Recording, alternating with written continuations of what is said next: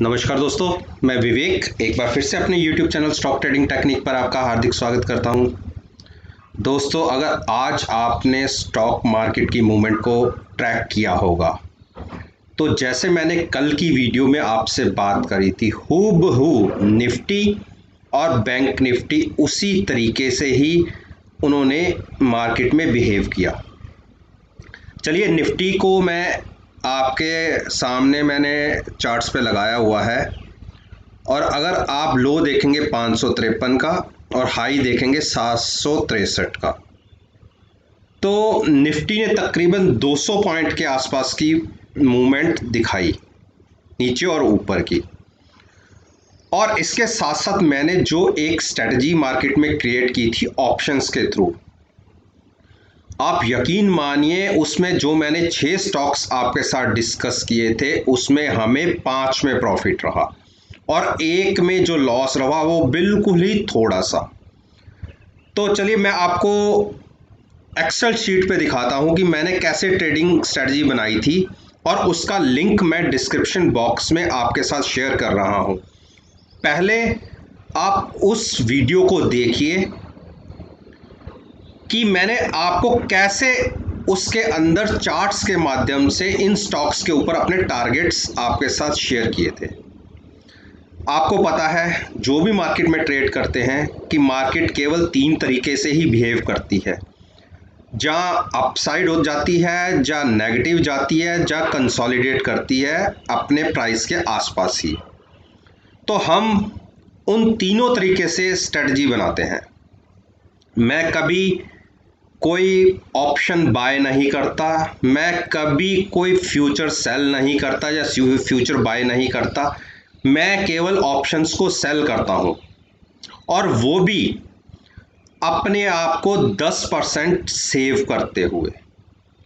तो मैं 50% stocks market में वो लेता हूं जिसमें मैं बुलिश होता हूं और 50% स्टॉक्स वो लेता हूं जिनमें मैं बेयरिश होता हूं। और ट्रेडिंग स्ट्रेटजी ऐसी होती है कि जिसमें मैं बुलिश हूँ उसकी 10% नीचे की पुट सेल करता हूँ और जिसमें मैं बेयरिश हूँ उसमें मैं 10% ऊपर की कॉल सेल करता हूँ। और आप यकीन मानिए जब भी मैं जितनी भी बार ये स्ट्रेटजी बनाता हूँ हमें हर बार प्रॉफिट मिलता है। यहाँ तक कि एक एक दिन में 80-80 90-90 हज़ार के प्रॉफिट भी रहे हैं। इसको आप एक स्ट्रेटजी मान सकते हैं ऑप्शंस की, जिसमें सभी के अंदर इकट्ठे ही एंट्री और सभी के अंदर इकट्ठे ही एग्जिट होना होता है। तो चलिए, मैं भारत फॉर्ज के अंदर बुलिश था और आज इतनी बड़ी मार्केट, नेगेटिव मार्केट में भी 2 बजे तक ये शेयर प्लस में था, यानी पॉजिटिव टेरिटरी में था। फिर इसमें थोड़ी सी सेलिंग आई और flat to slightly negative close हुआ, लेकिन क्योंकि हमने 10% नीचे की पुट सेल की थी, प्रीमियम डिके हुआ, थीटा वैल्यू कम हुई और 4 रुपये 90 पैसे का जो प्राइस था क्लोजिंग तक 4 रुपये रह गया। 1500 का लॉट होने की वजह से 1350 रुपये का इंट्राडे में प्रॉफिट। दूसरा शेयर था मैंने जिसमें मैं बुलिश था, विप्रो में हमने 205 रुपए की स्ट्राइक की पुट सेल की थी, 1 रुपये 55 पैसे में सेल की, क्लोजिंग रही 1 रुपये 50 पैसे, मात्र 5 पैसे का प्रॉफिट, लेकिन क्लोज हमारे फेवर में हुए। 3200 का लॉट साइज होने की वजह से 160 का प्रॉफिट। तीसरे स्टॉक में मैं कॉलगेट पॉमोलिव के अंदर बुलिश था।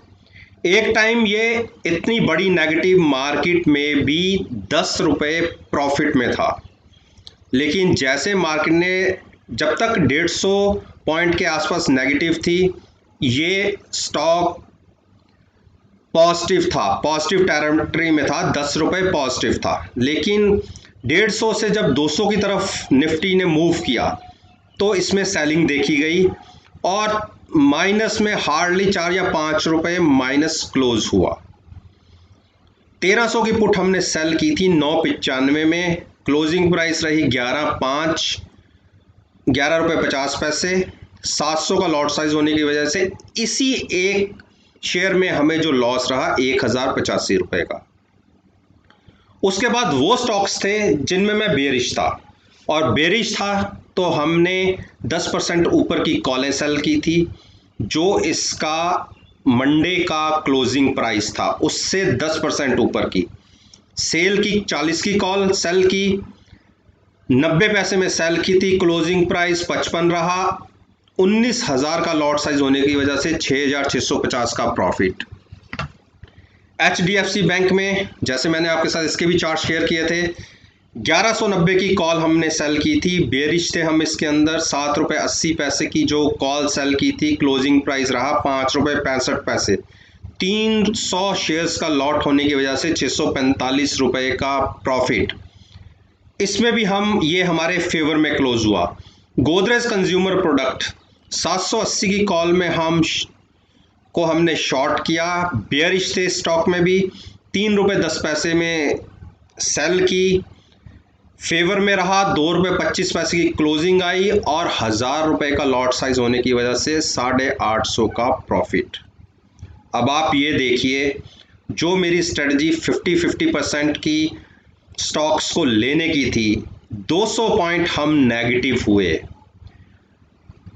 तकरीबन हम ये कह सकते हैं 600-650 पॉइंट हम इंडेक्स में भी नेगेटिव हुए। बैंक निफ्टी कितने ह्यूज नीचे की तरफ मूव करी, लेकिन हम हमारी स्ट्रेटजी में प्रॉफिट में क्लोज हुए। इसीलिए मैं कहता हूं कि मार्केट में स्ट्रेटजी हमेशा उस तरीके से लेनी चाहिए कि मार्केट के बिहेव को कोई प्रिडिक्ट नहीं कर सकता। आप एज्यूम कर सकते हो पुराने डाटा के हिसाब से, लेकिन इन फ्यूचर FIS ने कितना माल लेना है, कितना बेचना है, वो कौन प्रेडिक्ट कर सकता है। तो इसीलिए कहता हूं कि आप मेरी वीडियोस को एनालाइज कीजिए। मेरे YouTube चैनल के जो मैंने सारी प्लेलिस्ट क्रिएट कर रखी हैं विद रिजल्ट्स, उनकी स्ट्रेटजीज को देखिए और आप देखेंगे कि अबव 95% मेरी प्रॉफिटेबल एक्यूरेसी है। तो चलिए, ये तो कल जो मैंने स्टॉक्स आपके साथ डिस्कस किए थे, मैंने उसके चार्ट्स को आपके साथ डिस्कस किया। तो अगली वीडियो में मैं निफ्टी और बैंक निफ्टी और उसके कंपोनेंट्स को एक बार फिर से उस वीडियो में आपके साथ डिस्कस करूंगा, और निफ्टी और बैंक निफ्टी का बिहेवियर भी वही रहा जो मैंने आपको चार्ट्स में बताया था। तो चलिए, इसी बात के साथ मैं आपसे विदा लेता हूं और एक नई वीडियो के साथ आपके सामने फिर से आऊँगा। तब तक के लिए धन्यवाद। Take care and have a nice day.